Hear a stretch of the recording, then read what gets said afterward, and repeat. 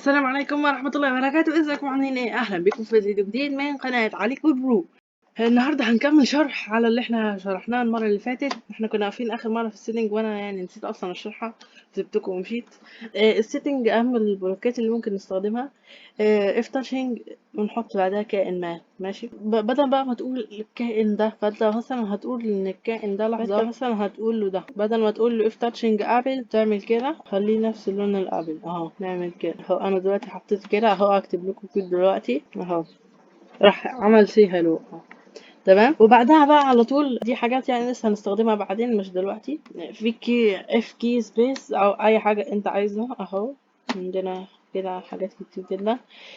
اف تاتشنج ماوس داون او كده، ماوس اكس جو تو ماوس اكس، جو تو ماوس واي. بعد كده نخش بقى على الاوبريتورز. في اللي هي دي ونحط فيها مثلا هنا سكور زائد 1، او دي سكور ناقص 5 مثلا، او دي سكور ناقص في 70، او دي اسمها يعني. دي كانت ضرب ودي كانت الاسم، فالاسم نكتب سكور اسمة 5. جو تو بيك راندوم من كذا لكذا، او لا مش جو ممكن تستخدم على فكرة برضو في الويت السكند. هنحط هنا ويت بيك راندوم 1 to 10 وماشي ونكمل بقى. في بقى في بقى فرق كبير جدا بين عن اور. يعني انا مثلا هقول له لازم ان انت تعمل تاتشنج الماوس برينتر عن تعمل تاتشنج للاب. فانا لما اشغله كده فلازم الشرطين يتحققوا مع بعض. اما الاور بقى هقول له كده اهو، لو انت لمست اللون الاحمر او لمست الماوس برينتر هتبقى تعمل الامر اللي بعد ده. هما ما ينفعوش من غير اف، ماشي. برضو دي اف نوت تاتشنج او كده. وفي بقى الفايربلز دي عندنا هما 4 عوامل بس، دي اقل واحده اصلا فيهم كلهم. هنعمل set variable بتخلي الفايربل كده اهو. هظهر لكم my number اهو. انا قلت له set my number to 2 هيخليه 2، اما لو قلت له change my number by 1 هيخليه 3. انا قصدي معلش my variable. اما hide فعملت له كده hide اهو اختفى. عملت له شو بس احنا كده خلصنا. لو عايزين شرح تاني سريع اقول لكم الحاجات دي اكتر، اشرحها لكم اكتر.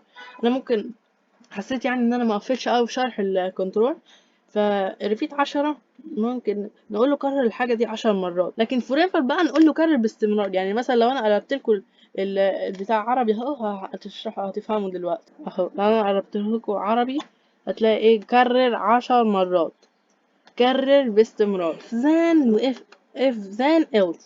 طيب انا if then دي انا هحط مثلا اهو، لحظه واحده اهو، الاكواد اللي احنا كنا عاملينها قبل كده. احط له كده هقول له if touching mouse printer or touching color red. الشرط لسه ما اتحققش اهو يا جدعان، ماشي. انا هعمل بقى الشرط كده اتحقق، هعمل كده بس هو الامر مش ظاهر بالنسبه لكم، فانا هروح اعمل ايه؟ اروح احط دي.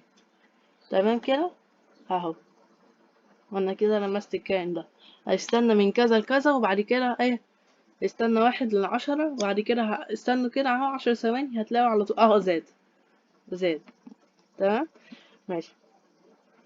اما بقى if then else دي فانا اقول له انت if لما عملت التاتشنج كذا، ماشي، او اي حاجه تدخل جوه الاف، فراح اقول له كده change my number my variable by 1. فانا رحت قلت له ده لو الشرط ده ما اتحققش انا مش هقعد كده يعني. راح اقول له ايه مثلا؟ اقول له ايه؟ ماشي اهو set my variable to 0. اه ايوه. احنا ممكن بدل ما نحط اور نحط اند عشان تبقى محكومة اكتر اهو. احط لكم اند.